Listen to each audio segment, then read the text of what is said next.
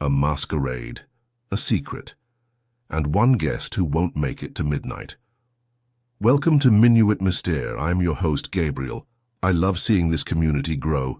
Tell me where you're tuning in from today. Let's uncover this enigma together. Your comments mean the world to me. Let's begin. À l'extrémité est de St. Mildred's Vale, où les glycines tombaient sur d'anciens murs de pierre et où les cottages portèrent des noms comme Coin Coquelicot et Fine de Timblewell, il y avait une maison plus grande selon les normes du village, Manoir Chèvrefeuille, vaste résidence géorgienne avec des colonnes peintes en blanc et un curieux air de théâtralité. Le manoir était la demeure de la famille Redburn depuis 3 générations, et bien que le temps ait tiré sur ses draperies et terni les dorures de ses salons, il a conservé quelque chose d'élégance fanée et de glamour campagnard. C'était un après-midi ensoleillé du début du mois de juin, lorsque les villageois se sont rassemblés pour la fête tant attendue des Redburn. Fête de jardin de mascarade, une affaire annuelle relancée après une interruption de 7 ans. Des invitations avaient été distribuées sur du papier épais, gaufré, demandant costume et discrétion, et la ville était en effervescence, car on disait que Lady Redburn était revenue d'Italie avec de nouvelles connaissances mystérieuses et des excentricités continentales. De tels mots, prononcés par Madame Bambury Fletcher chez l'épicier, avaient tendance à résonner dans toute la vallée de St. Mildred pendant des jours. Miss Marple, dans son doux châle gris et son chapeau fleuri, n'était pas du genre à se déguiser, mais elle avait accepté l'invitation par courtoisie et, à vrai dire, par curiosité. Elle avait connu feu Sir Julian Redburn dans sa jeunesse, avant l'Italie, avant le scandale et avant sa disparition assez soudaine dans le lac derrière le manoir. C'était désormais sa veuve, Lady Evangeline Redburn, dramatique, saisissante et encline à citer Euripide, qui animait l'affaire vêtue d'une robe grecque en lamé doré, ses cheveux argentés tordus en une couronne de tresses. Sa voix résonnait à travers les haies taillées alors qu'elle saluait ses invités avec un délice d'opéra. Parmi les participants se trouvait Dr Malcolm Fielding, le médecin du village, colonel Latham, récemment retraité du service en Payton-Saint-Isantem, Égypte, Florence Mayweather, une jeune femme aux moyens modestes et à la lignée incertaine, travaillant comme secrétaire personnel de Lady Redburn, et M. Giles Carter, un avocat discret aux yeux pâles et un penchant pour le bridge. Mais la silhouette qui attirait le plus l'attention ce jour-là était quelqu'un que peu de gens semblaient connaître. Une grande femme, drapée de velours mauve, le visage à moitié dissimulé derrière un masque vénitien en filigrane d'argent. Elle ne parlait pas beaucoup, glissant de la véranda à la pelouse de croquet avec une grâce langoureuse qui suggérait qu'elle appartenait à un endroit bien plus décadent que le Dorset. Certains murmuraient qu'elle était actrice. D'autres ont insisté sur le fait qu'elle était baronne. Lady Redburn l'appelait Madame l'Étoile, et en resta là. C'est juste avant le service des bagatelles aux framboises que l'ambiance changea. Le soleil était encore haut, mais un frisson semblait traverser le jardin alors qu'un cri retentit depuis l'aile ouest de la maison. Les invités se figèrent, les tasses de thé à moitié levées, tandis que Florence Mayweather dévalait les marches en courant, le visage cendré et les mains tremblantes. « Il y a quelqu'un dans le bureau, oh mon Dieu !» haleta-t-elle en s'effondrant sur le chemin de pierre.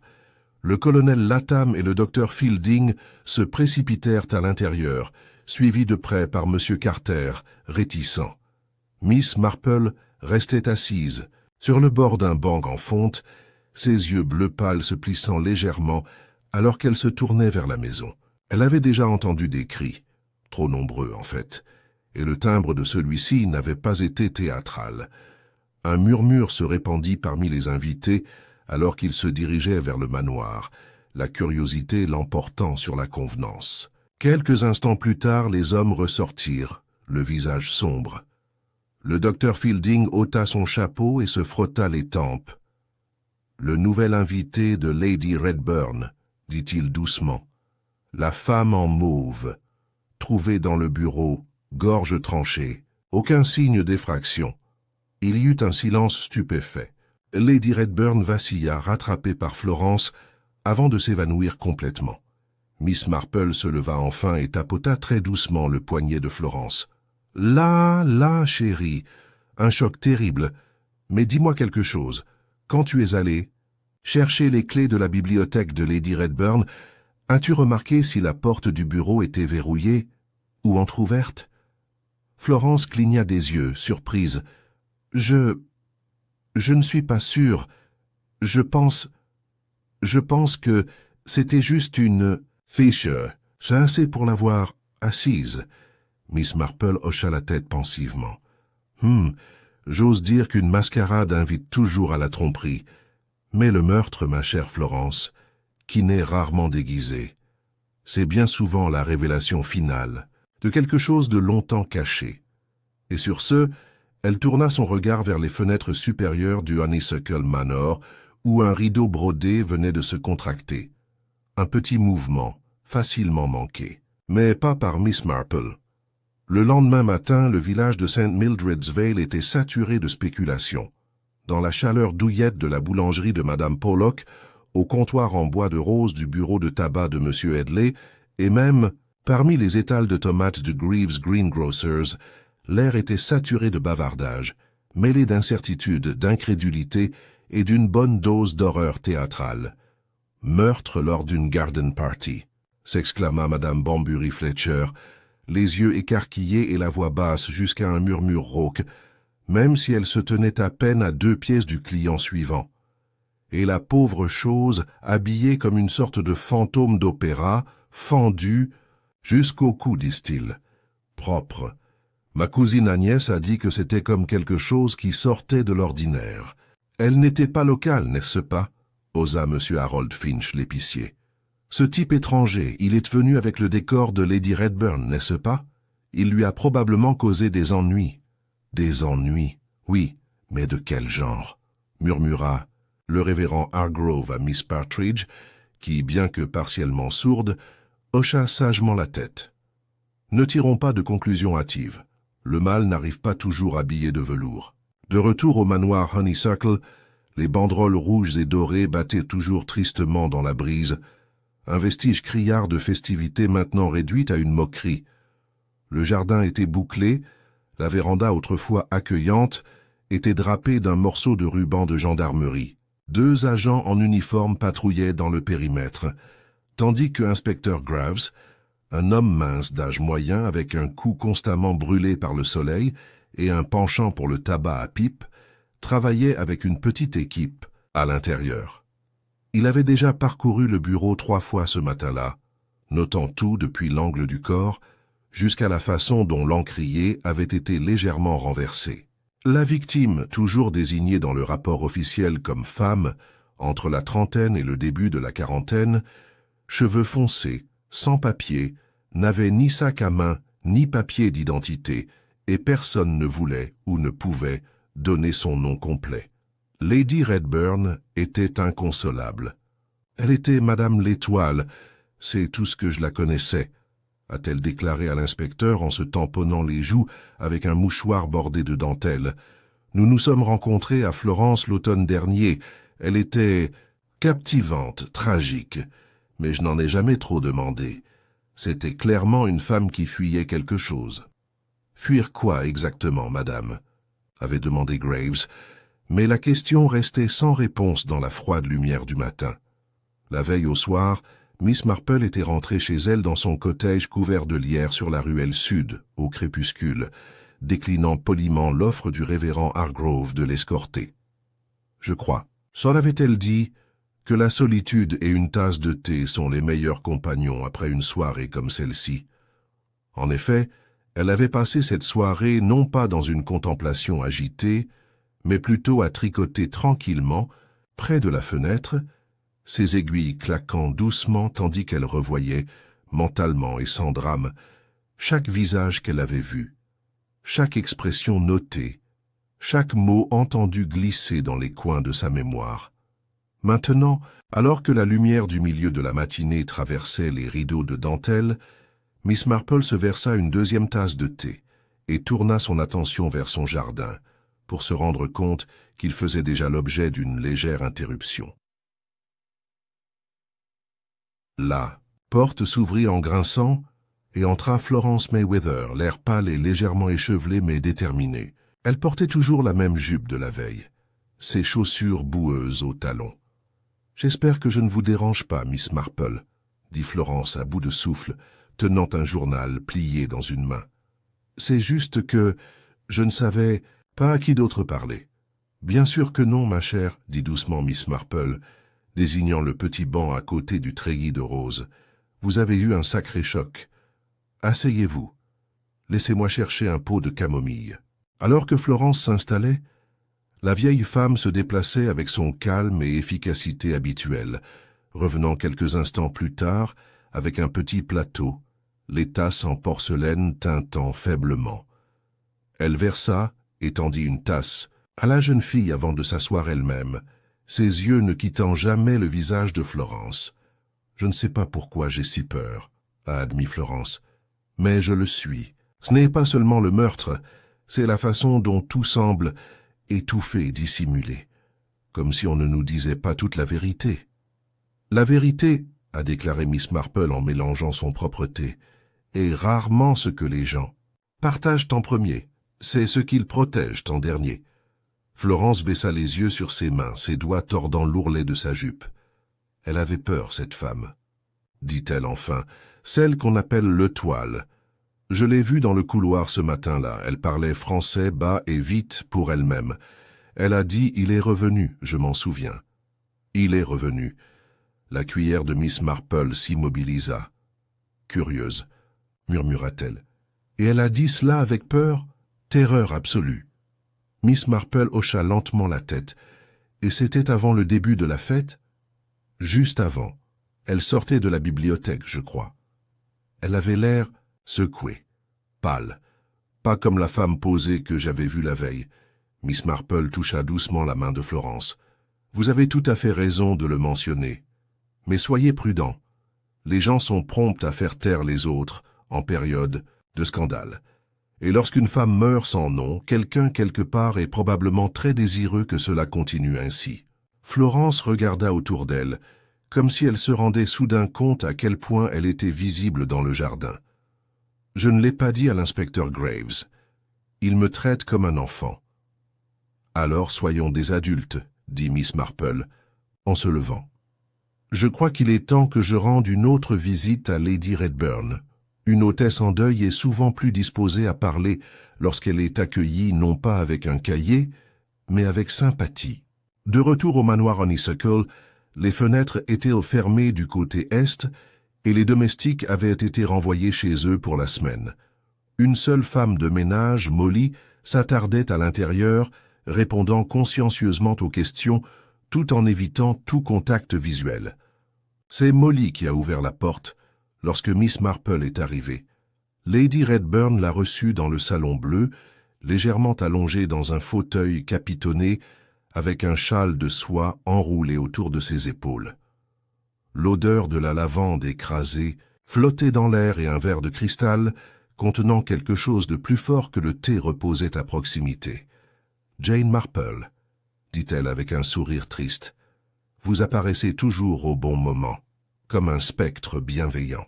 Je ne peux pas prétendre que les nouvelles se sont améliorées du jour au lendemain. »« Non, » répondit doucement Miss Marple, « le chagrin s'approfondit souvent à la lumière du jour. » Lady Redburn soupira. « On dit qu'elle n'avait pas de papier, pas de nom, mais elle était réelle pour moi. Nous avons partagé un été de confidence. Elle m'a dit que sa vie était compliquée, liée à un homme en qui elle avait autrefois confiance. Elle ne l'a jamais nommé, mais elle portait la peur comme un parfum. Et vous n'avez jamais pensé à vous renseigner davantage ?» Lady Redburn sourit amèrement.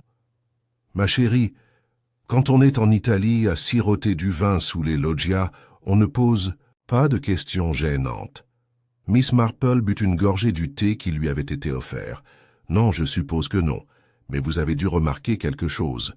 Un accent, une lettre, quelque chose. » Lady Redburn hésita. Elle avait une broche, petite, argentée et en forme de lys. Elle la portait épinglée à l'intérieur de sa robe, toujours cachée. Elle a dit un jour que c'était la seule belle. Chose qu'elle ait jamais volée. Les yeux de Miss Marple clignotèrent. Et est-ce que quelqu'un d'autre a remarqué cette broche? Je ne pourrais pas le dire. Il y eut une pause longue et délicate. Finalement, Miss Marple se leva. « Merci, Évangeline, vous avez été très généreuse. » Lady Redburn eut un sourire, fatigué. « Est-ce que ça va aider? »« Oh oui, » dit Miss Marple, « c'est déjà fait. » Alors qu'elle redescendait le chemin de gravier en direction du village, la broche restait gravée dans son esprit, non pas à cause de son symbolisme, mais à cause du mot « voler ». Cela suggérait la propriété, et la propriété signifiait la provenance, et provenance signifiait souvent motif. Une silhouette la dépassa à la porte du jardin. Monsieur Giles Carter, l'avocat discret, inhabituellement rouge et marmonnant des excuses. « Sortir plutôt tôt pour un dimanche », remarqua agréablement Miss Marple. « Oh, des papiers à signer, vous savez, pour Lady Redburn. Détail de la succession. »« Oui, bien sûr. » Elle le regarda s'éloigner en ajustant son sac. Et à ce moment-là, le regard de Miss Marple tomba brièvement sur l'ourlet de son pantalon, légèrement tacheté de ce qui ressemblait à de la boue séchée et du pourpre. Elle ne dit rien, se contentant de reprendre sa marche en fredonnant une légère mélodie.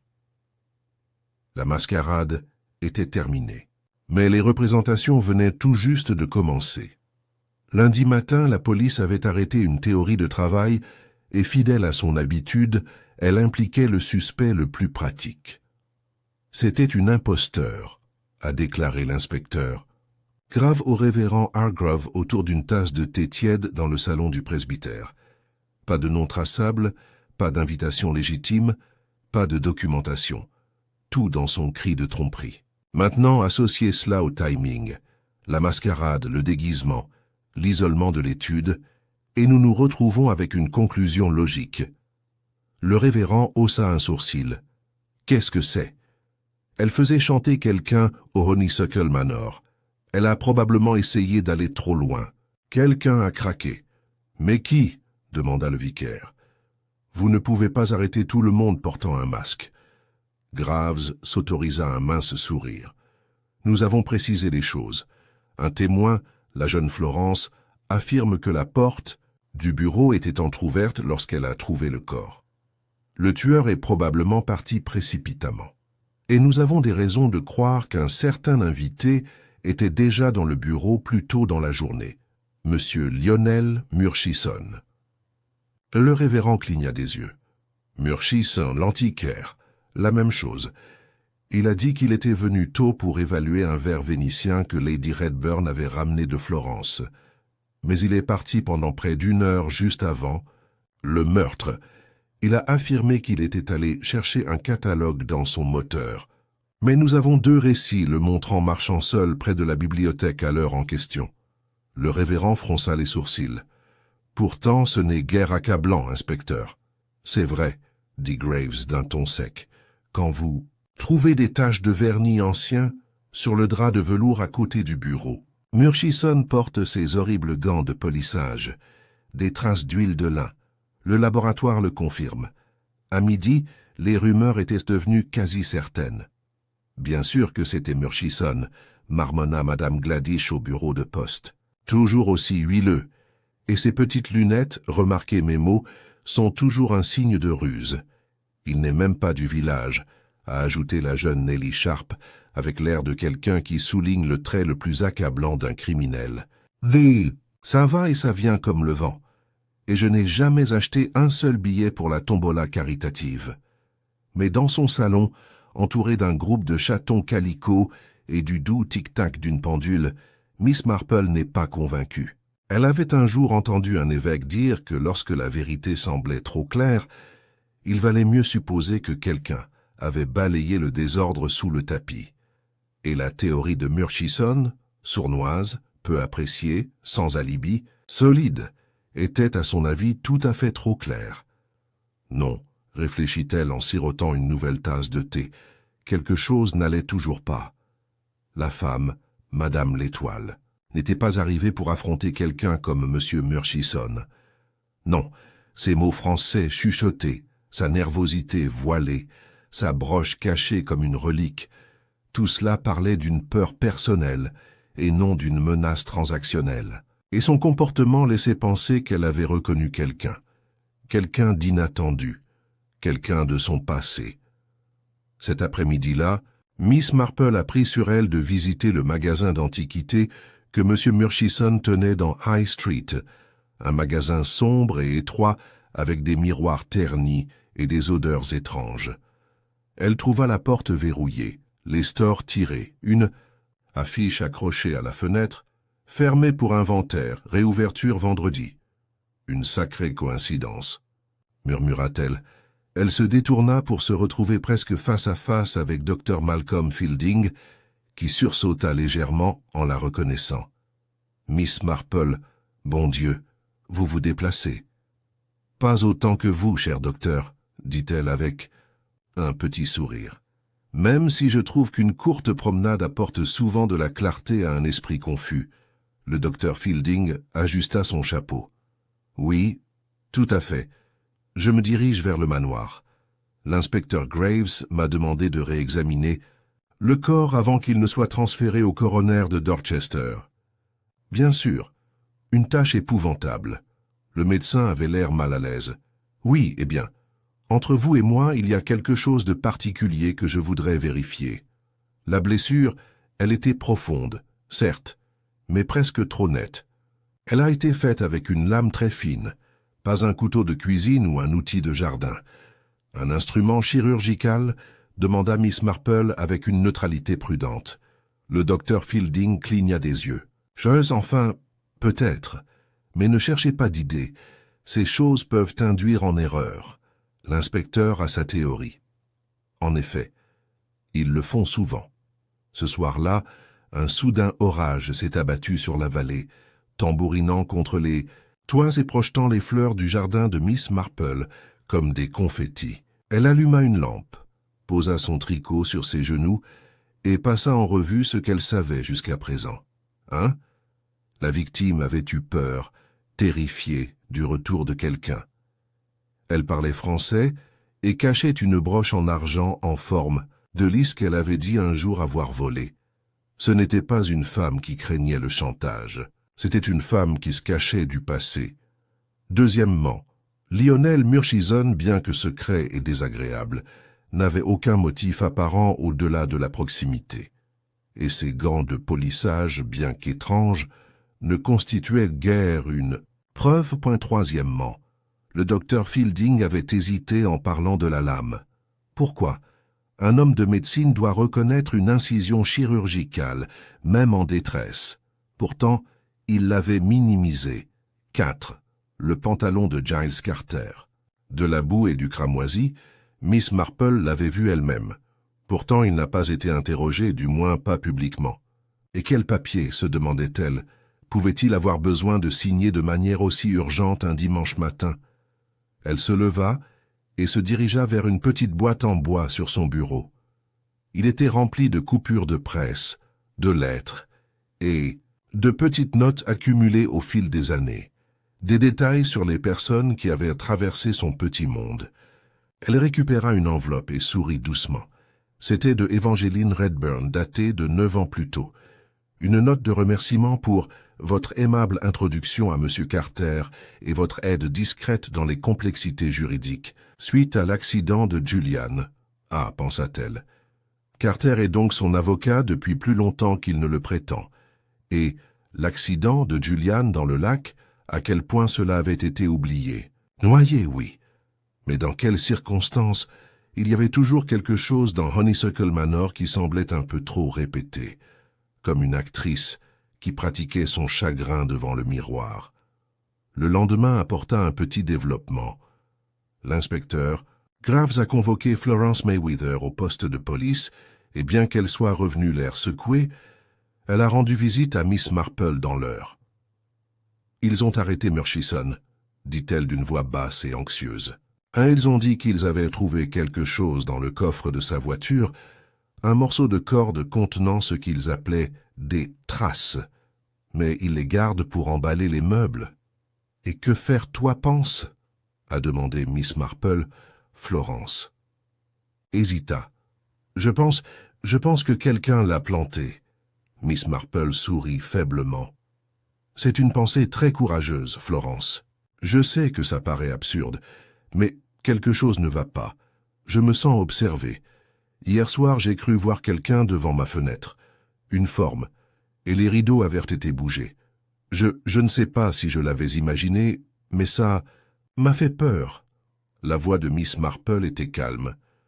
Alors vous ne devez pas rester seul. Je parlerai au révérend Hargrove de la possibilité de vous héberger dans la chambre d'amis du presbytère pendant quelques nuits.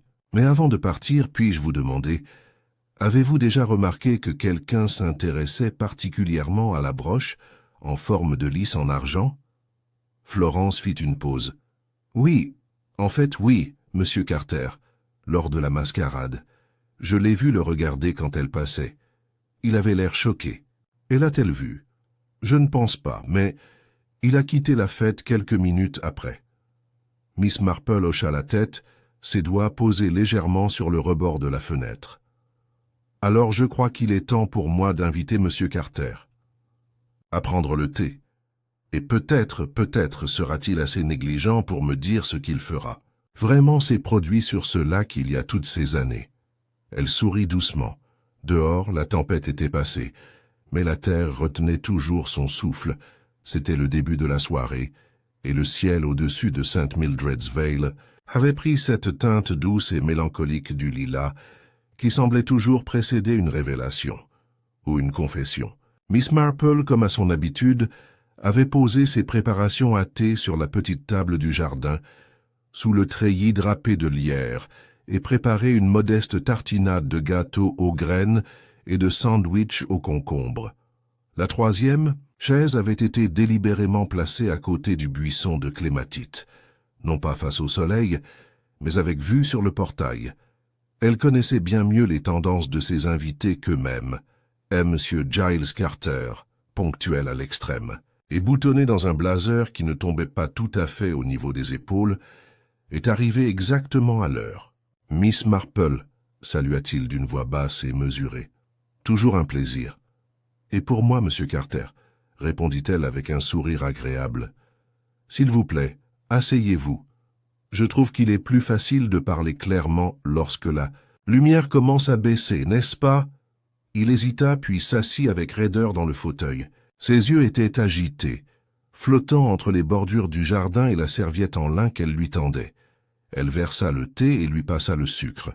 « J'avoue, dit-elle avec légèreté, j'ai toujours admiré votre discrétion. Un trait trop souvent négligé dans ces petits villages animés. Mais dites-moi, avez-vous eu l'occasion de parler avec Lady Redburn récemment? Vous sembliez plutôt pressé de le faire le matin après la mascarade. » Giles Carter se raidit. « Question juridique, Miss Marple. Elle était naturellement bouleversée. J'ai proposé mon aide pour certains des documents de succession les plus anciens de Sir Julian. Ce n'était rien. »« Rien, » répéta Miss Marple, son ton illisible. « Vous avez eu la gentillesse d'offrir du réconfort à un moment pareil. » Son regard se rétrécit légèrement.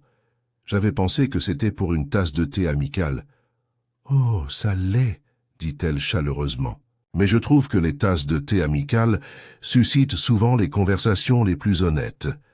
Par exemple, on pourrait se demander pourquoi votre pantalon portait une tache de ce qui ressemblait beaucoup à du sang le matin après la fête. Je vous demande pardon. » Sa voix s'est aiguisée. « Je ne veux pas vous alarmer, » dit calmement Miss Marple en prenant une gorgée. Il aurait très bien pu s'agir de peinture, ou de rouille provenant de l'ancienne porte de la serre, ou même de baies écrasées. Mais étant donné les circonstances et le timing, il se leva brusquement et frappa sa tasse. Il a tremblé dans sa soucoupe, mais ne s'est pas renversé. « Vous insinuez que j'ai quelque chose à voir avec la mort de cette femme ?» demanda-t-il, le visage pâle. Miss Marple le regarda, son expression douce mais ferme.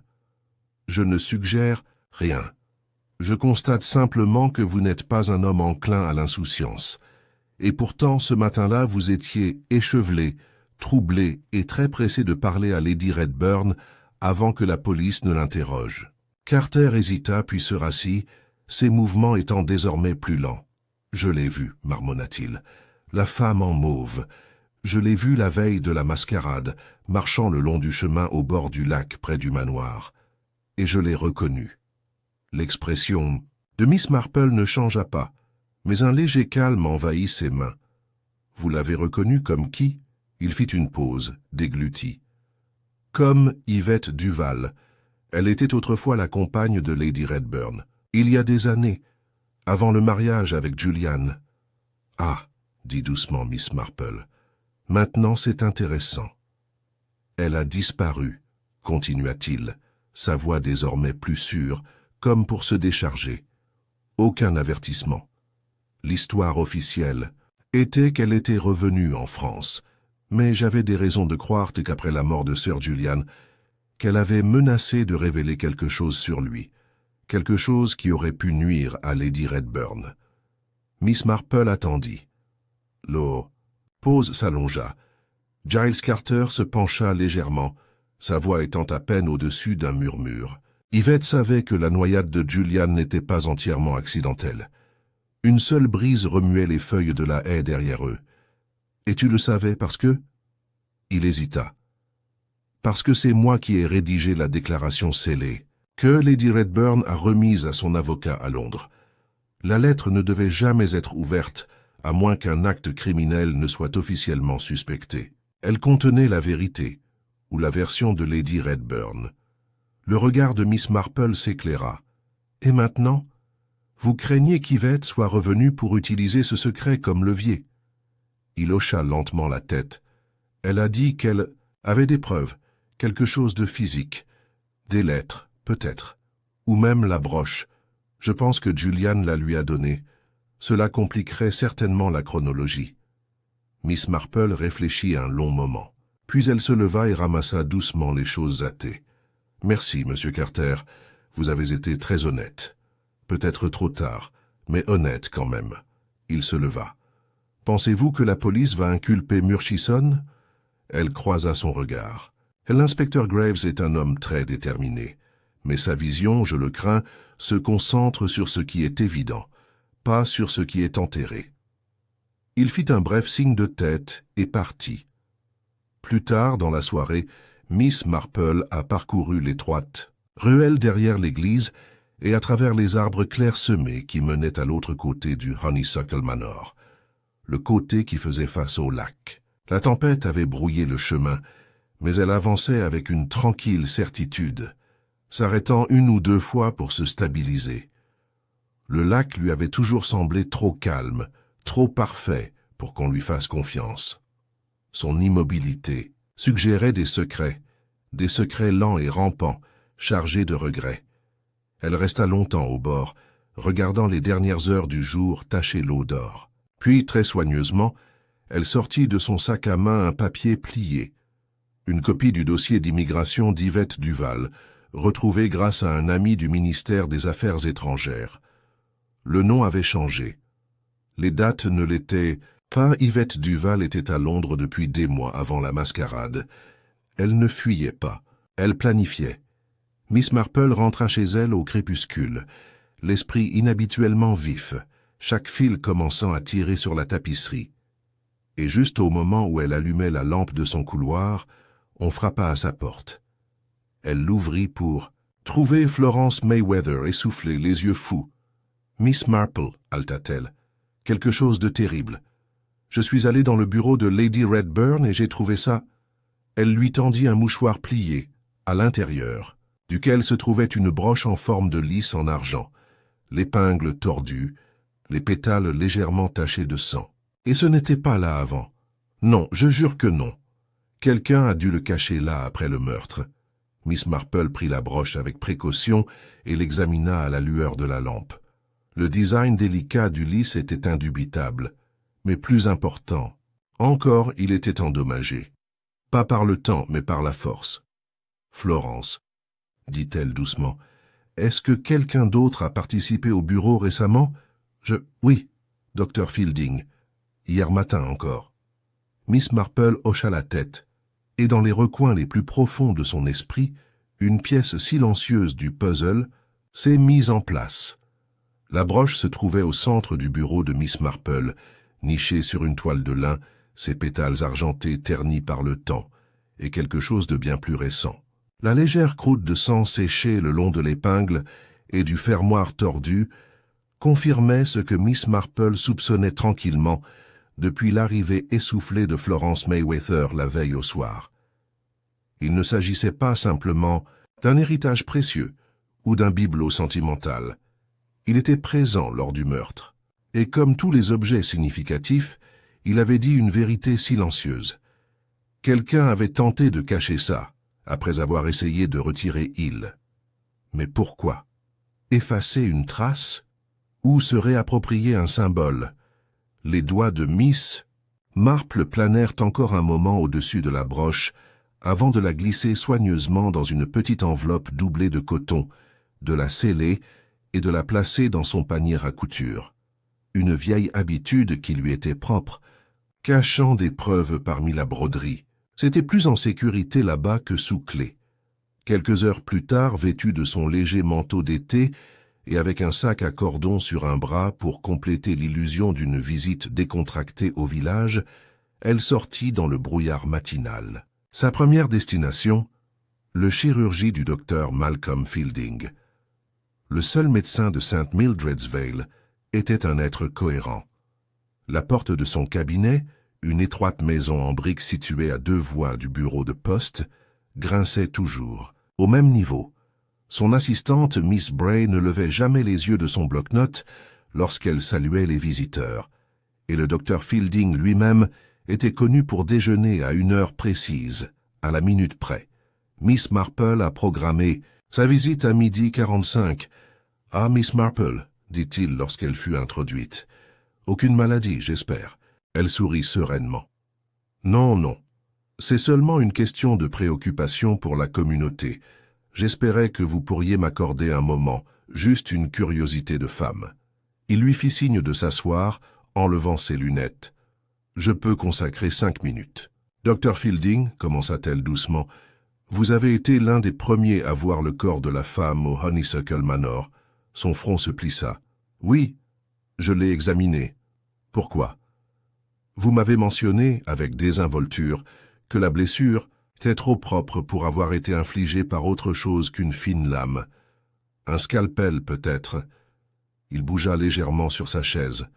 « C'était une observation, pas une conclusion. Cela aurait pu être une ouvre-lettre très pointue, pour autant que nous sachions. En effet, mais je me demande, comment quelqu'un qui ne connaît pas la profondeur et l'angle précis requis pour sectionner une veine jugulaire pourrait-il gérer une telle coupure sans hésitation? Même en panique, les lèvres de Fielding se pressèrent. Ce n'est pas impossible. Les gens agissent avec une étrange efficacité dans les moments de rage ou de peur. Et pourtant, ce crime n'était pas forcené. Il n'y avait aucun signe de lutte, une seule blessure, un seul acte délibéré. Il baissa les yeux sur son bloc-notes. J'ai bien peur de ne pas pouvoir offrir plus. Miss Marple hocha la tête comme si elle était d'accord. Puis, Yvette Duval, c'était son nom. Fielding cligna des yeux. Je vous demande pardon? La femme en mauve. Elle était autrefois employée au manoir Honeysuckle. Elle a disparu dans des circonstances curieuses après la mort de sœur Juliane. Je n'en sais rien, dit-il rapidement. Trop vite. Oh, j'imagine que c'est le cas. Vous avez fréquenté Lady Redburn pendant des années. Peut-être avez-vous même fréquenté sœur Juliane avant la noyade. Il se raidit. Que proposez-vous? Miss Marple pencha la tête. Rien du tout. Mais on se demande si vous étiez au courant d'une relation antérieure entre Lady Redburn et Miss Duval, et si cette connexion est devenue gênante ces derniers jours. Le silence dans la pièce devint une présence à part entière. Puis Fielding se leva, son sourire cassant. « S'il s'agit d'une sorte de théâtre de village, Miss Marple, je dois vous demander de m'excuser. Mes patients attendent. » Elle se leva, calmement. « Bien sûr, cher docteur, mais rappelez-vous, La vérité est un peu comme la toux. Elle finit par se faire connaître. De là, elle se dirigea lentement vers le cimetière, s'arrêtant de temps en temps pour examiner les fleurs ou saluer une connaissance. Pourtant, son esprit était loin d'être oisif. Le docteur Fielding cachait quelque chose. Pas nécessairement de culpabilité, mais un détail, un instant. Un motif ce n'est qu'en arrivant à la porte du lycée qu'elle aperçut le vicaire lui-même, révérend Hargrove, en pleine conversation avec dame Redburn, qui ne paraissait pas à sa place parmi les allées de gravier et les pierres couvertes de mousse. Elle était vêtue de noir, même si aucun enterrement n'était en vue, et sa tenue normalement impérieuse semblait diminuée par un certain poids interne. Miss Marple restait dans l'ombre de la haie, juste assez près pour entendre. « Elle a dit qu'elle m'avait pardonné », disait Lady Redburn d'une voix basse et rauque. « Elle l'a dit la veille de sa mort. » La voix du révérend était douce. « Le pardon est une grâce, madame, mais ce n'est pas une absolution de la vérité. Je ne lui ai pas demandé de revenir. » murmura Lady Redburn. Elle est apparue comme un souvenir qui refusait de rester enfoui. Miss Marple se détourna et retourna tranquillement vers la route principale. Une confrontation avait eu lieu entre les deux femmes, cela était clair. Mais ce qui était moins clair, délibérément obscurci sans doute, était de savoir si le chagrin de Lady Redburn provenait de la culpabilité ou de la peur. Cet après-midi-là, Miss Marple fit une dernière visite à Molly, la femme de ménage restante du Honeysuckle Manor. Elle trouva la jeune femme au fond, près des écuries, en train de laver des plateaux en argent. « Molly, chérie, » dit gentiment Miss Marple, « je me demande si vous pourriez m'aider à comprendre quelque chose. » Molly leva les yeux, méfiante. « Si je peux, mademoiselle. Avez-vous vu quelqu'un entrer dans le bureau la veille de la mascarade? Pas pendant la fête, plutôt. » Molly réfléchit. « Je pense avoir vu le docteur Fielding entrer. » Il vérifie. Souvent Lady Redburn dans son salon, mais ce jour-là il est allé au bureau en premier. Il y est resté longtemps aussi. Et l'avez-vous déjà vu parler avec la dame en mauve? Molly avait l'air mal à l'aise. Une fois, tranquillement, près de la salle de petit déjeuner. Elle a semblé surprise de le voir. « Merci, Molly, c'est tout. » Miss Marple rentra chez elle et, pour la première fois depuis des jours, ne prépara pas de thé. Elle restait simplement assise, regardant le foyer sans feu, les mains jointes. Les pièces s'alignaient enfin. Yvette Duval était revenue non pas pour détruire Lady Redburn, mais pour affronter le passé. Elle avait rencontré Carter, Fielding et Lady Redburn. Trois personnes qui, d'une manière ou d'une autre, ont façonné les circonstances de la mort de Sir Julian. La broche était la clé, non seulement parce qu'il avait appartenu à Yvette, mais parce que quelqu'un avait essayé de le récupérer. Retirer cela de sa personne, après elle était morte. Ce n'était pas la panique, c'était la possession. Quelqu'un avait vu cette broche et s'en souvenait. J'avais craint ce que cela impliquait, et quelqu'un, croyait désormais Miss Marple, avait attendu longtemps pour faire taire la personne qui le portait. Elle se leva, ouvrit son bureau et écrivit 3 courtes lettres. Chacune était adressée à un destinataire différent. Giles Carter, Dr. Fielding, Dame Redburn, chacun contenait une brève invitation. Thé dans ma maison. Demain à 4 heures. Je crois que nous pourrons enfin parler clairement. Et en dessous, dans sa main fine et inclinée, cordialement, Jane Marple, le ciel, était gris sous le poids d'une tempête qui approchait lorsque Miss Marple dressa la table pour le thé.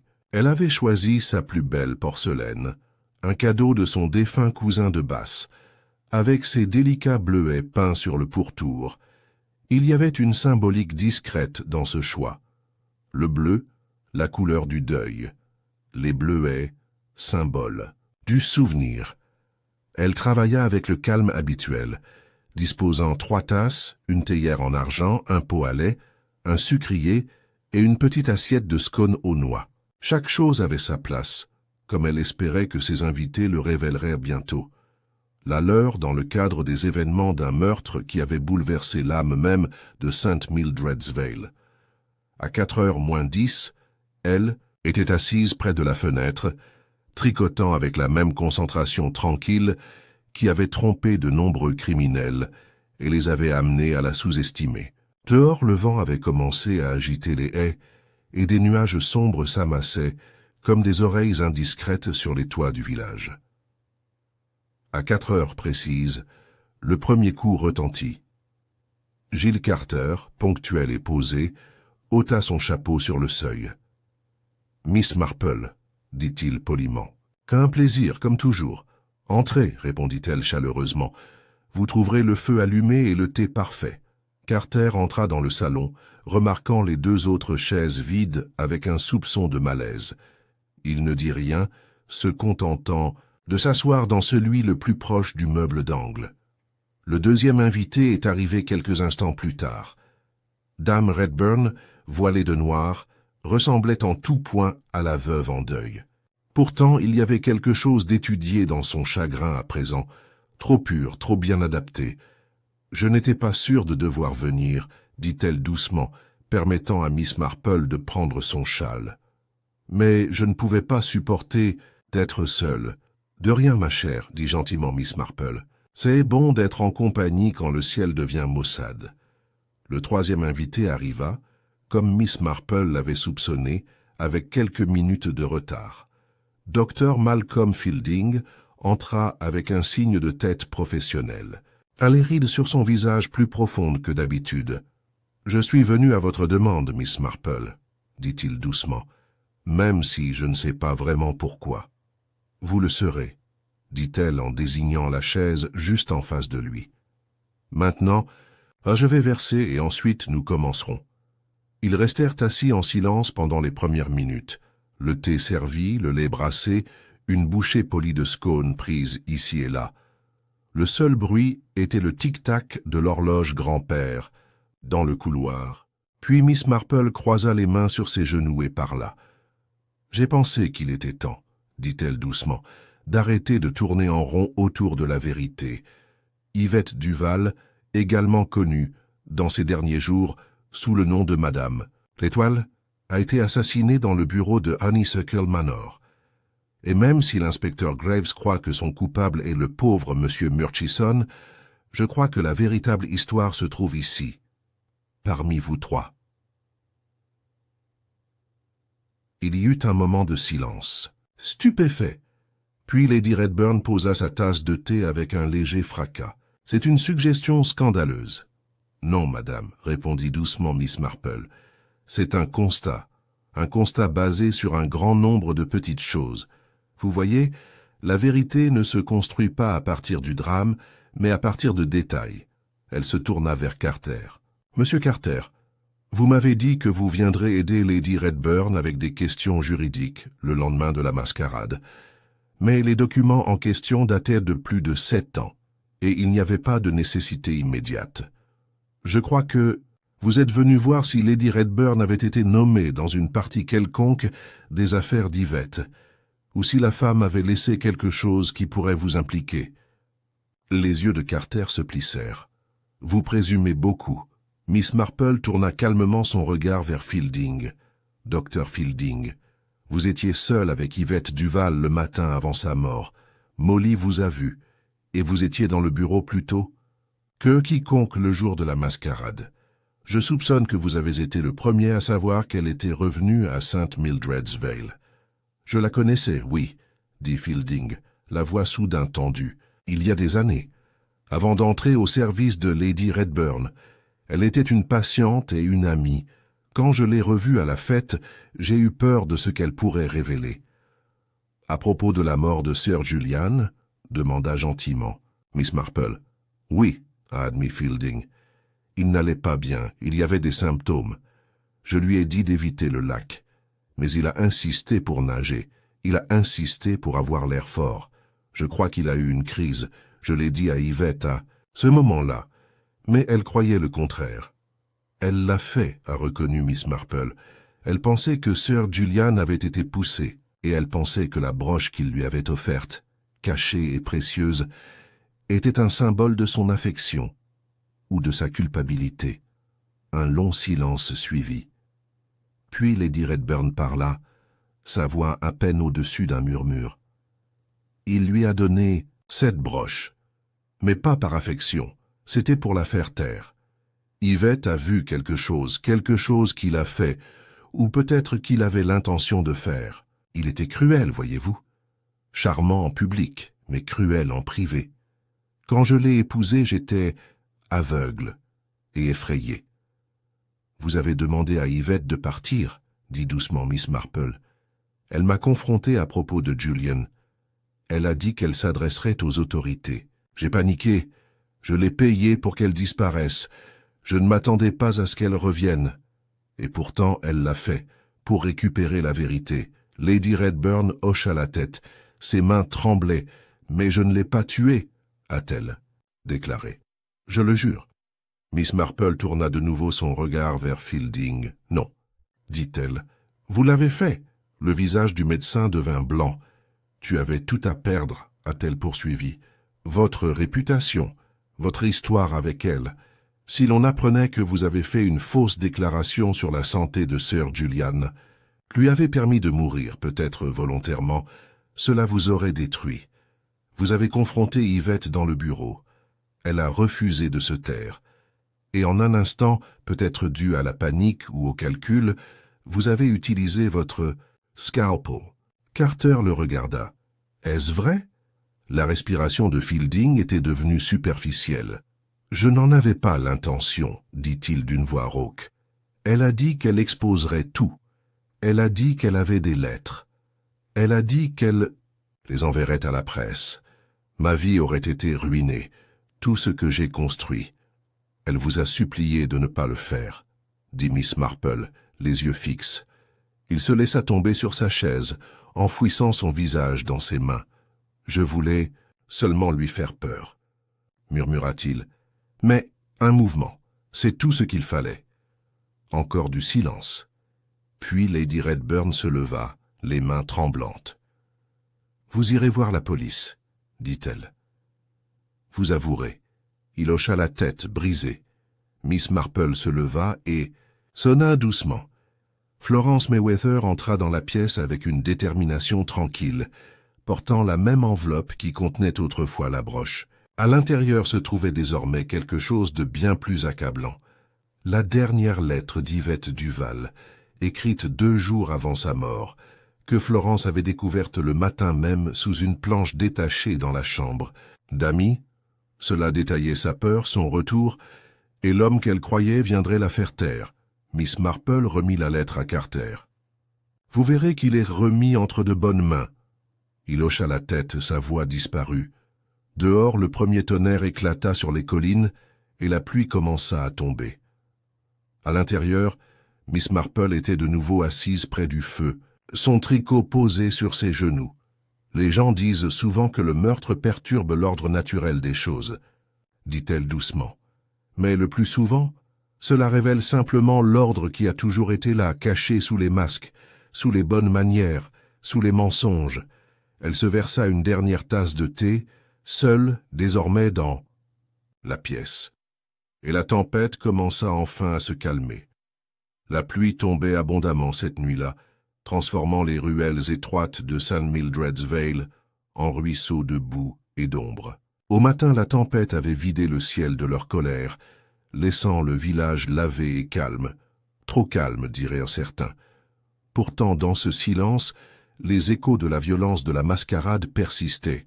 Mot de arrestation du docteur Malcolm. Fielding s'est propagé rapidement, malgré ou peut-être à cause des efforts de l'inspecteur pour rester discret. Avant midi, Madame Banbury Fletcher avait raconté l'histoire entière. Bien que mêlée de fioritures créatives impliquant du poison, un testament forgé et un soupçon d'espionnage étranger, à l'ensemble de la file d'attente chez le boucher. Dans l'après-midi, 3 écoliers ont été surpris en train de reconstituer le meurtre sur le green, utilisant une batte de cricket à la place d'un scalpel. Au presbytère, le révérend Hargrove secoua tristement la tête à ce sujet.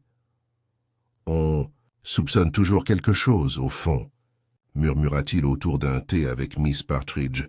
« Mais c'est quand même un choc quand la décence se révèle fausse. À Manoir Chèvrefeuille, la réaction a été plus modérée.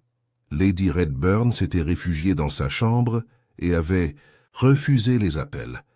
Florence Mayweather a ouvert la porte avec le sang-froid de quelqu'un qui en a vu trop en trop peu de temps. Seulement Molly, la jeune femme de chambre, se déplaçait dans les couloirs avec une tension visible, ses pas désormais hésitants, ses yeux s'écarquillant à chaque bruit.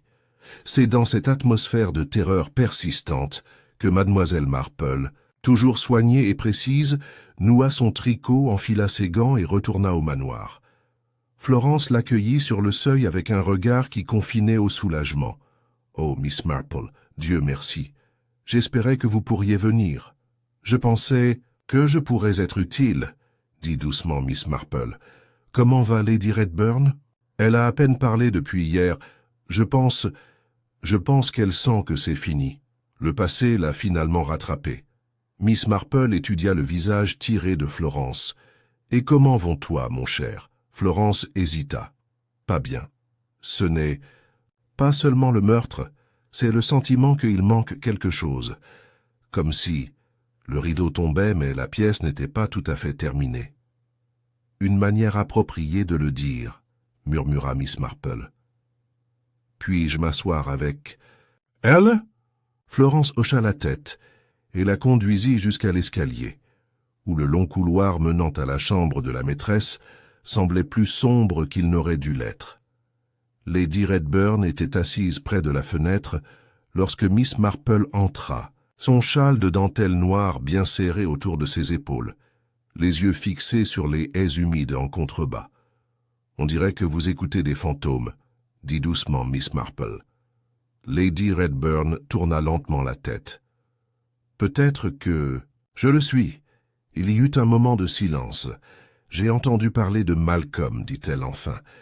Je pensais ressentir de la colère ou de la pitié. Mais je me sens fatiguée. » Miss Marple s'installa sur la chaise en face d'elle. « Parce que tu sais que ce n'est pas entièrement terminé. » Les doigts de Lady Redburn se resserrèrent sur le bord de son châle.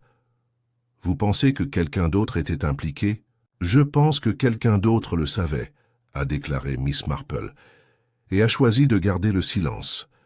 Lady Redburn leva vivement la tête. « Vous parlez de moi. »« Je parle de ce qui est arrivé à Yvette Duval, là d'abord, le moment où... »« Elle a disparu, » dit doucement Miss Marple. « Le moment où elle a disparu. » Les yeux de la femme plus âgée brillèrent. « Elle a confronté Julian, » murmura Lady Redburn. « Elle a trouvé ses lettres à cette femme de chambre à Londres. Du chantage, des menaces cruelles. Il était capable de... des choses que je ne voulais pas croire. Elle a dit qu'elle le dénoncerait. Et puis elle est partie. Non, je demandais Ella, mais elle n'a accepté que lorsque je lui ai promis sa sécurité. Je lui ai donné de l'argent, oui, mais elle n'en voulait pas. Elle voulait juste savoir que je verrais la vérité. Et je ne l'ai jamais cherché, pas une seule fois. Miss Marple acquiesça lentement et avec sympathie. Elle vous a pardonné, vous l'avez dit vous-même, mais le pardon n'efface pas la responsabilité. Il ouvre seulement la porte à l'honnêteté. La voix de Lady Redburn se brisa. Pensez-vous que les gens comprendront? Je pense que les gens comprennent bien plus qu'ils ne l'admettent, a déclaré Miss Marple. Surtout dans un village comme le nôtre. Mais il y a encore une chose. Lady Redburn leva les yeux. Yvette a laissé quelque chose derrière elle, a déclaré Miss Marple. Pas seulement sa broche, une lettre. Peut-être plus. Florence en a trouvé une, mais Yvette a laissé entendre qu'elle en avait d'autres. Des preuves, comme elle l'appelait. Quelque chose qui prouverait ses paroles, si elle ne revenait jamais. Je crois qu'elle les a cachées quelque part dans le manoir. Lady Redburn parut frappée. Alors celui qui les trouve, cela pourrait réécrire le passé, a déclaré Miss Marple. Ou apporte-lui la paix. Plus tard dans la journée, elles cherchèrent ensemble, Florence, Lady Redburn et Miss Marple, dans la lumière déclinante d'un après-midi de fin de printemps. La chambre d'amis où Yvette avait séjourné offrait peu au début. Un léger parfum flottait dans l'armoire, et les tiroirs avaient été soigneusement vidés. Mais les yeux de Miss Marple étaient attirés par la vieille malle de voyage cachée sous le lit, dont la doublure avait été maladroitement recousue avec. Les mains prudentes de Florence, ils enlevèrent les points de suture. À l'intérieur, enveloppé dans un tissu jauni par le temps, ils trouvèrent un paquet de courriers. Des dizaines d'entre eux. Certaines provenaient de sœur Juliane, écrites sur un ton oscillant entre flatterie et menace. D'autres étaient adressés à Yvette par des femmes, servantes, compagnes, secrétaires, qui avaient autrefois travaillé dans de grandes maisons et disparu dans une tranquille obscurité. Ils parlaient de maltraitance, de coercition, de silence acheté avec des bijoux et de la honte. Il ne s'agissait pas simplement d'un recueil de griffes privées, mais d'un réquisitoire discret. « Je crois qu'elle voulait que cela soit partagé », dit Miss Marple en les mettant doucement de côté. « Mais peut-être pas devant un tribunal. »« Non, » dit Lady Redburn, la voix brisée. « En vérité, » Florence demanda doucement, « Que va-t-il » Leur arrivée. Lady Redburn regarda par la fenêtre, où le ciel commençait enfin à s'éclaircir. Ils seront publiés, de manière anonyme, avec soin. Elle se tourna vers Miss Marple. « Puis-je vous demander de m'aider à le faire correctement ?» Miss Marple sourit. « Ce serait un privilège. » Ce soir-là, alors que le village revenait à la normale, Miss Marple était assise près de son feu, tricotant au rythme du tic-tac de sa pendule de cheminée. Une seule enveloppe reposait sur son bureau, adressée de la main soignée de Florence. Il contenait la première ébauche de l'introduction aux lettres, simple, respectueuse et claire. Dehors, le vent s'était calmé. Plus de tempête, du moins pour le moment. Elle posa ses aiguilles et se leva pour déposer une autre bûche sur le foyer. La mascarade était terminée, mais c'est dans ces cendres que la vérité a pris racine. C'est 2 jours après la découverte des lettres que inspecteur Graves est retourné au Val. L'arrestation du docteur Fielding avait été rapide, efficace et, pour l'observateur occasionnel, définitive. Pourtant, Miss Marple savait mieux que quiconque qu'en matière de criminalité, la clôture est souvent une commodité et non une conclusion. Depuis son jardin, elle regardait Graves remonter l'allée, le col de son manteau tourné contre la brise et son expression plus tendue que d'habitude. Ce n'était pas un homme qui aimait les détails, et quelque chose, soupçonnait-elle, le troublait depuis sa dernière visite. Lorsqu'elle ouvrit le portail, il hocha vivement la tête. « Miss Marple, j'espérais pouvoir vous trouver à la maison. Je me trouve généralement exactement là où les gens espèrent me trouver, » dit-elle avec un doux sourire. « Tu ne veux pas entrer ? Je viens de préparer un nouveau pot. » Il accepta. L'offre d'un signe de tête, mais dès qu'il entra dans le salon, elle le remarqua. Le mouvement agité de ses mains, le regard rapide vers les coins de la pièce, la façon dont il refusait ses scones avec un signe distrait. Elle les servit, tous les deux, puis s'assit en face de lui. « Qu'y a-t-il, inspecteur ?» Il jeta un coup d'œil à son cahier, mais ne l'ouvrit pas. « Il y a quelque chose d'étrange, » dit-il après une pause. « Quelque chose à propos des aveux de Fielding. Je pensais que vous aviez considéré cela de manière assez approfondie. »« Oui, au début. Le motif, l'opportunité, l'arme, tout cela s'aligne. Mais il y a un détail qui continue de nous harceler. » Miss Marple ne dit rien, laissant le silence lui offrir de l'espace. Graves se pencha légèrement. La broche. Elle haussa un sourcil. « Oui, il a été trouvé dans le bureau de Lady Redburn, mais pas près du corps. Il était caché, ensanglanté. Le fermoir s'est plié, comme si quelqu'un avait essayé de l'arracher à la hâte. Et cela vous dérange ?»« Cela me dérange, » a déclaré Graves, « parce que Fielding n'en a jamais parlé, pas une seule fois. Et selon le rapport du coroner, l'échymose sous la clavicule était compatible avec manipulation post-mortem. La broche n'a pas été arrachée pendant l'attaque, il a été supprimé par la suite. Par quelqu'un d'autre. Miss Marple sirota son thé. Cela présente un casse-tête. Graves se frotta les tempes. Nous n'avons aucun moyen de savoir quand exactement il a été planté dans l'étude.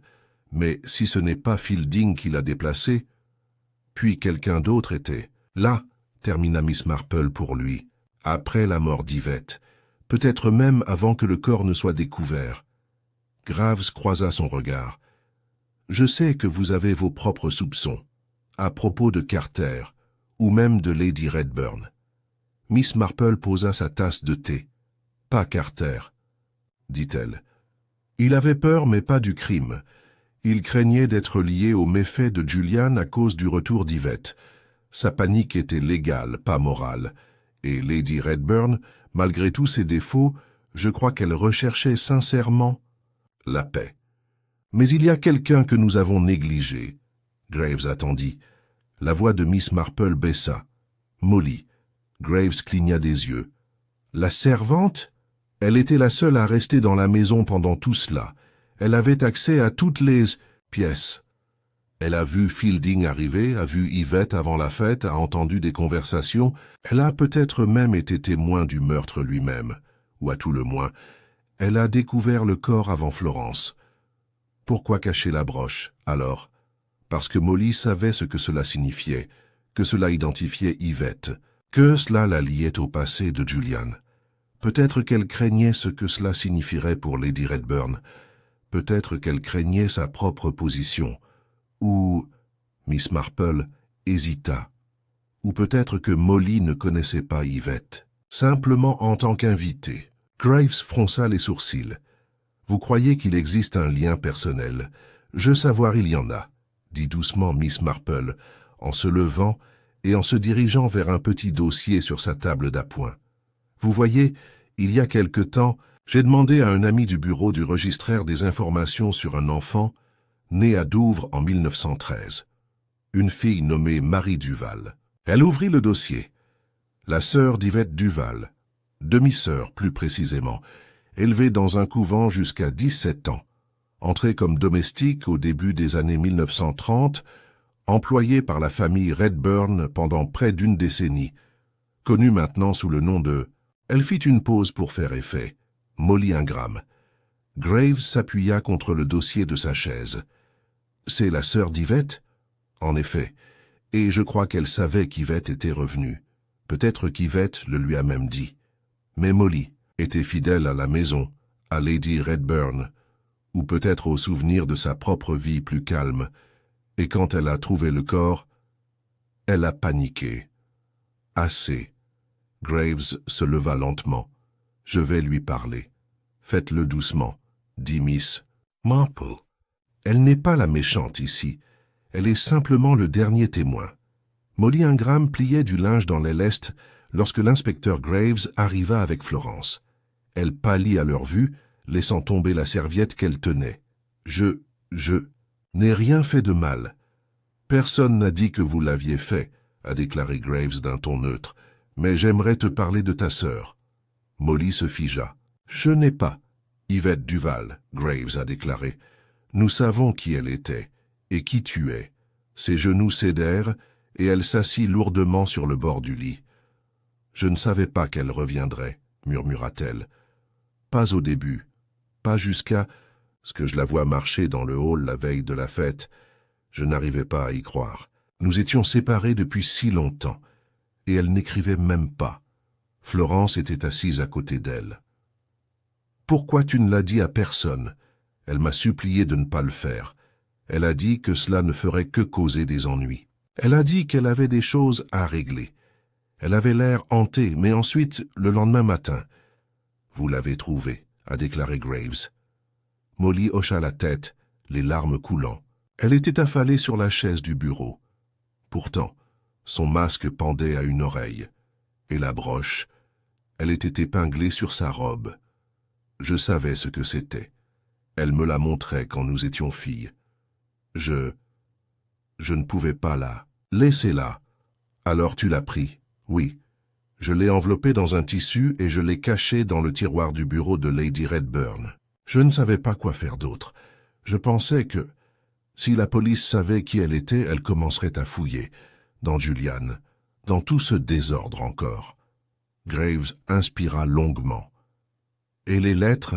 Molly secoua la tête. Je ne les connaissais pas. je le jure. Mais j'aurais aimé le savoir.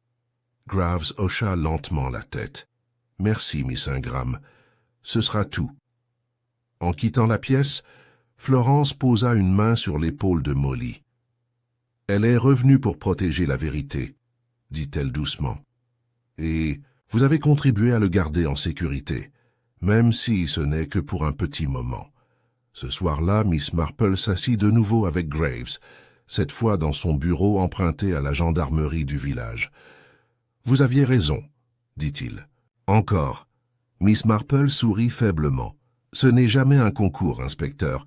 Seulement une question d'observation. » Graves tapota son carnet. « Nous fermons donc le dossier du docteur Fielding, mais nous en ouvrons un nouveau sur Yvette Duval. »« Pas besoin, dit-elle. La vérité a déjà pris racine. Laissons le passé reposer. Maintenant, là où il peut faire le moins de mal. » Graves se leva. « Vous allez écrire à ce sujet, je suppose. »« Non, dit doucement Miss Marple. Il vaut mieux laisser certaines vérités dans l'ombre. Mais je pense que Florence publiera les lettres. Avec soin. » Graves hocha la tête, puis hésita. « Vous savez, dit-il, vous auriez fait un formidable détective. » Les yeux de Miss Marple pétillèrent. « Oh, inspecteur, dit-elle, je le suis déjà. » Le village de St. Mildred's Vale avait commencé à se dissiper du froid des soupçons. Avec l'arrestation du docteur Fielding et le délicat dévoilement des lettres de Duval, la tension qui s'était emparée de la communauté s'est lentement relâchée. Les ruelles étaient à nouveau animées de courses et de bavardages. Les jardins refleurissaient comme pour oublier les jours de scandale pluvieux. Mais dans la maison de Miss Marple, la sérénité n'était pas encore pleinement revenue. Il restait un détail, petit, insaisissable mais persistant, qui troublait son esprit. Ce n'était pas la broche, ni les lettres, ni même la tragique vérité sur la mort d'Yvette. C'était une question qui persistait comme un brouillon à travers une vieille fenêtre. Pourquoi Yvette est-elle revenue alors? Son retour n'avait pas été un acte impulsif. Elle était entrée dans le pays tranquillement, avait pris un nom mystérieux et avait choisi une mascarade comme moment pour réapparaître. Elle avait préparé son témoignage, des vérités scellées dans des lettres cachées, et avait recherché sa sœur en silence. Tout cela suggérait une planification minutieuse. Mais qu'est-ce qu'elle attendait? La réponse, Miss Marple, en était certaine, n'était pas encore venue au grand jour. Ce n'est que jeudi après-midi, 4 jours après les aveux de Molly, que l'indice suivant s'est présenté. Florence Mayweather est arrivée au chalet de Miss Marple, les bras chargés de papier et un froncement de sourcils pensif sur le visage.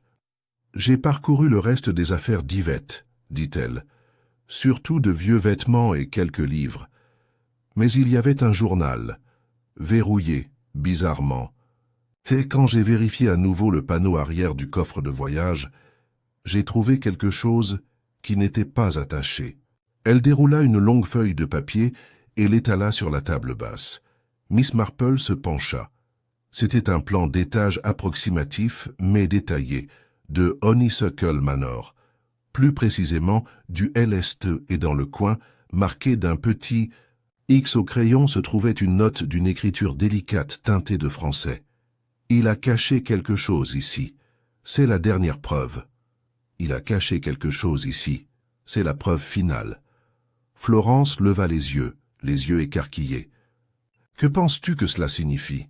Miss Marple plia pensivement le papier. « Cela signifie, dit-elle, qu'Yvette est revenue non seulement pour affronter, mais pour trouver. » 1 heure plus tard, les 2 femmes se tenaient au bord du couloir et du manoir Honeysuckle, armées de rien d'autre qu'une lanterne, un tournevis et de la détermination. Lady Redburn avait donné sa bénédiction, sourde mais sincère. Elle avait choisi de rester en bas, prétendant être épuisée, même si Miss Marple soupçonnait que c'était simplement le poids d'un trop grand nombre de fantômes se rapprochant. « Ici, » dit Florence, en désignant la zone située sous le long tapis du couloir. « Cela correspond au X sur la carte. » Miss Marple s'agenouilla, ses genoux craquant en signe de protestation. Avec l'aide de Florence, elle a décollé le bord du tapis et a révélé une rangée de planches usées et inégales. Une planche près du mur présentait des signes de falsification. Les clous avaient été soulevés et mal remis en place. Avec précaution, ils l'ont détaché. À l'intérieur se trouvait une cavité étroite, poussiéreuse, sèche et presque vide. Mais au fond se trouvait une petite boîte en fer, le type utilisé pour le tabac ou les pièces de monnaie. Florence le tendit, le souffle coupé dans la gorge. Miss Marple l'a ouvert. À l'intérieur se trouvait un morceau de parchemin plié, jauni par le temps, et un seul bouton en ivoire. Le journal était un lettre, écrit dans une écriture nette et masculine. Pendant que Miss Marple lisait, sa bouche se pinça sombrement. Florence demanda doucement « Qu'est-ce qu'il y a ?»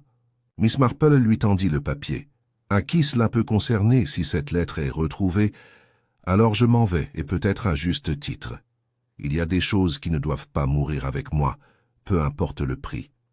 Au cours de l'été 1935, j'ai participé à un complot visant à supprimer un obstacle sur mon chemin. Je fais référence à mon cousin, Lionel Redburn, dont les droits au domaine étaient de plus forts que les miens, même si son tempérament était faible. Il était une honte pour la famille. J'ai orchestré un accident en mer qui a ensuite été présenté comme une mésaventure. Yvette a été témoin de quelque chose qu'elle n'aurait pas dû avoir. Elle n'a jamais dit un mot, mais je savais qu'elle le savait. Je lui ai donné la broche en guise de pot de vin. Elle l'a pris mais ne l'a jamais utilisé contre moi. Pendant des années, elle a gardé mon secret. Dans ce silence, j'ai vu quelque chose de plus dangereux que la trahison. L'honneur, après. Mon mariage avec Évangeline, j'ai commencé à ressentir le poids de tout cela. L'héritage, les mensonges, les nuits où je me suis réveillé en pensant entendre la voix de Lionel. Je suis devenu convaincu qu'elle parlerait un jour.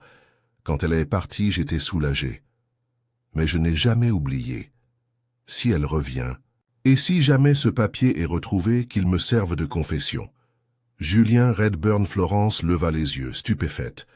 Alors, Yvette ne le menaçait pas. Elle protégeait lui. Miss Marple hocha la tête. Même s'il la craignait, elle aurait pu le détruire. Mais elle a choisi la miséricorde. Florence traça le bord du parchemin avec ses doigts.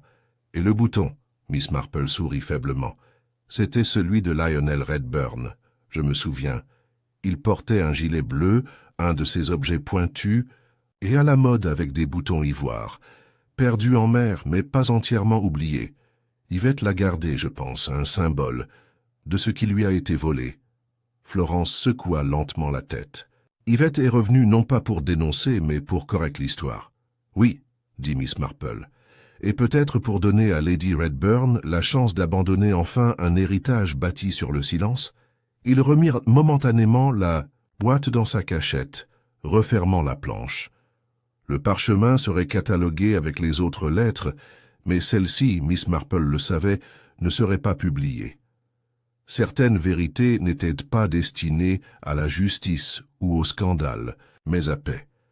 Cette nuit-là, Miss Marple était assise tranquillement dans son salon, la dernière lumière disparaissant sur les murs lambrissés.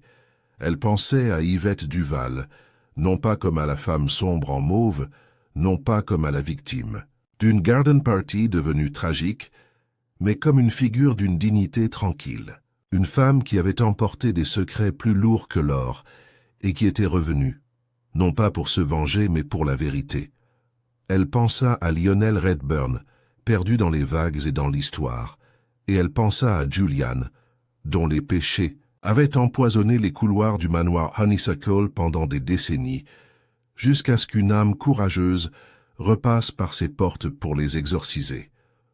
Dehors, les roses de son jardin se balançaient doucement sous la brise du crépuscule. L'intérieur, Miss Marple ferma les yeux. Il y aurait une section supplémentaire à ce compte. Encore un pas avant que le rideau ne tombe, et elle, toujours une observatrice discrète, le mènerait jusqu'à sa note finale. Le soleil du matin perçait la brume comme pour redonner vie à St. Mildred's Vale. Il touchait d'or les toits de tuiles, réchauffait les haies humides et projetait de longues ombres sur la place pavée où le marché hebdomadaire s'animait avec une joie prudente. Pour la première fois depuis des semaines, les conversations entre commerçants et villageois étaient à nouveau légères, interrompues davantage par des salutations que par des ragots. Pourtant, malgré l'apaisement des tensions publiques, quelque chose de calme et d'irréversible s'était déplacé sous la surface de la vie du village. La vérité, autrefois soigneusement enfouie sous les cérémonies et les coutumes, avait trouvé le chemin de la lumière. Et avec cette révélation, n'est pas venu un drame, mais quelque chose de plus subtil, un calcul. À Honeysuckle Manor, les préparatifs étaient en cours pour un petit mémorial, pas pour Sir Julian Redburn, dont le nom était depuis longtemps inscrit sur les murs de pierre de la paroisse, mais pour Yvette Duval, dont l'histoire prenait enfin forme et dignité. Lady Redburn avait pris cette décision 2 jours plus tôt, après avoir reçu une copie scellée des aveux de son défunt mari, dactylographiée, cataloguée et conservée discrètement dans les archives de l'avocat. Cela ne serait jamais rendu public, ni par Florence ni par Giles Carter, et certainement pas par la couronne. Mais ça existait, et avec sa présence est venue la possibilité de la paix. Florence s'était mise à écrire à plein temps dans le bureau est du manoir, un projet tranquille, se formant autour des lettres qu'Yvette avait si soigneusement conservées. Pas de scandale, pas de révélation, juste témoignage, dit clairement et sans fioriture. Des histoires de femmes comme Yvette, dont la vie a croisé le pouvoir de manière dangereuse et souvent invisible. Pendant ce temps, Miss Marple, après avoir remis ses dernières notes à l'inspecteur Graves, se retrouvait une fois de plus, installée dans son jardin, ses aiguilles à tricoter claquant régulièrement au fil des heures. Ses roses, toujours aussi précises dans leur floraison, avaient commencé à grimper sur le treillis avec une détermination renouvelée, semblant ignorer que le monde autour d'elle avait changé. C'est un jeudi après-midi, doux et parfumé, que Florence Mayweather est venue appeler une fois de plus. Elle portait un panier avec des scones et un dossier caché sous un bras. « J'ai apporté quelque chose », dit-elle timidement en s'installant sur le banc du jardin. « Thé et perspicacité », répondit Miss Marple en souriant. « Un accord parfait. » Florence rougit puis devint sérieuse. « Il y a une chose que je ne t'ai pas dite. Je ne voulais pas la dire avant d'en être sûre. » Miss Marple déposa son tricot. Florence fouilla dans son dossier et en sortit une courte note manuscrite, usée sur les bords, pliée 3 fois, avec un léger parfum de lavande accroché au papier. « Il était caché dans la couverture du journal d'Yvette », a-t-elle déclaré.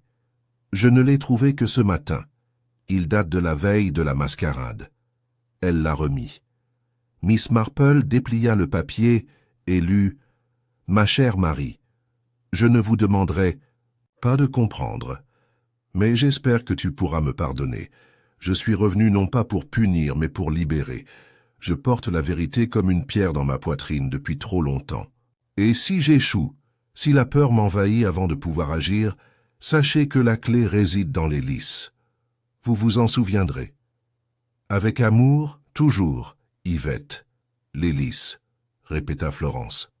Au début, je pensais qu'elle parlait de la broche, mais ensuite je me suis souvenu. Il y a un tableau dans le salon à l'étage. Une nature morte de lys, l'un des préférés de Julian. Les yeux de Miss Marple se plissèrent légèrement. Ce tableau était accroché dans son bureau avant qu'il ne le déplace, peu de temps après le départ d'Yvette, et le cadre était épais, dit Florence. C'est inhabituel. Ils échangèrent un regard. Ce soir-là, sous la lumière dorée d'un soleil couchant, Florence et Miss Marple retournèrent au manoir. Le salon était calme, et l'air sentait légèrement la cire d'abeille, et le vieux papier, les lys du tableau, rendus à l'huile rose pâle et ivoire, semblaient légèrement penchés vers la gauche, comme pris dans une brise. Ensemble, ils soulevèrent le cadre du mur. C'était plus lourd que prévu. Miss Marple le retourna soigneusement et examina le dos.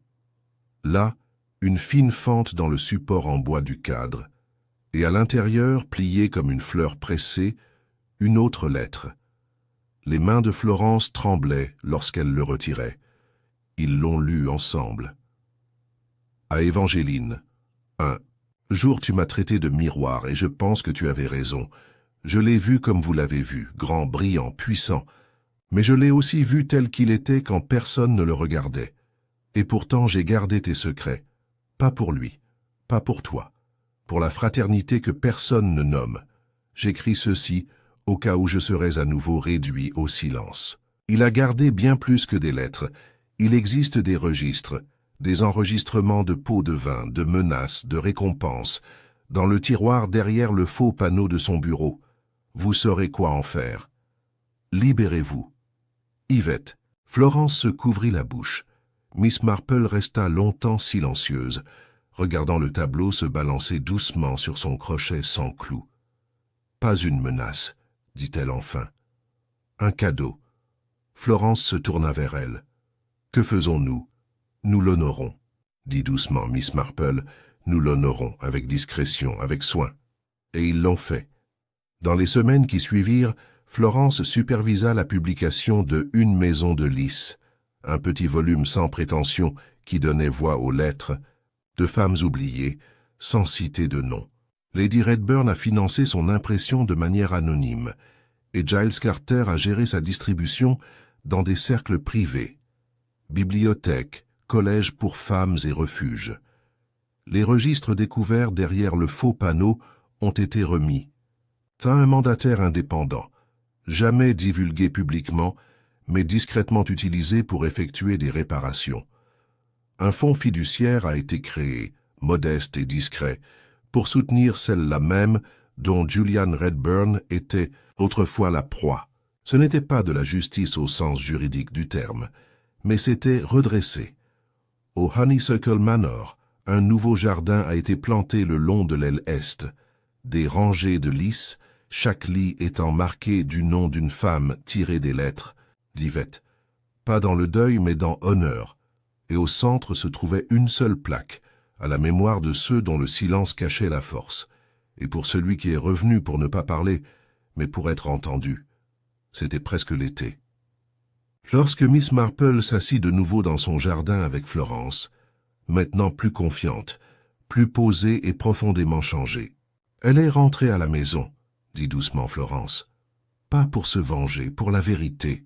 Oui, répondit Miss Marple en versant le thé, et elle a laissé un héritage. Florence fit une pause. Pensez-vous que les gens comme Yvette devront toujours se cacher derrière des mascarades? Miss Marple regarda ses roses. Peut-être, dit-elle, mais s'il y a une chose que j'ai apprise, ma chère, c'est que les masques ne font pas que cacher. Ils révèlent aussi.